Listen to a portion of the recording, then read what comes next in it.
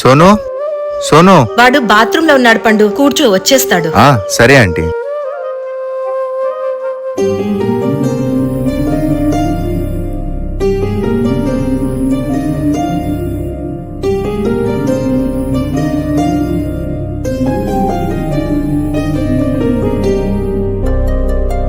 ఏరా ఇంట్లో పనంతా పాపం ఆంటీనే చేస్తున్నారు, పని వాళ్ళు రాలేదా? పనేం ఎందుకురా, మా ఫ్రెండ్స్ వాళ్ళ అమ్మలు చూసావా జాబ్ చేస్తున్నా. మా అమ్మ అంటావా చదువు రాదు ఏం రాదు, కొన్ని బయటికి వెళ్ళి ఏమైనా పని చేసుకుందా అంటే ఆ తెలివితేటలు మాట్లాడడానికి చేత కాదు. అదే ఇంట్లోనే పని చేసుకుంటే 5-10 మిగిలిపోతాయి. మీ అమ్మ గురించి ఇంకొక మాట మాట్లాడావో బాగుండదు చెప్తున్నా. చాలేరా, నీకేమంత నొప్పి, నువ్వు వచ్చే పని చేస్తావా ఇంట్లో పని? అమ్మని కష్టపెట్టడం కాదురా, ఏ కష్టం లేకుండా చూసుకునేవాడే నిజమైన కొడుకవుతాడు.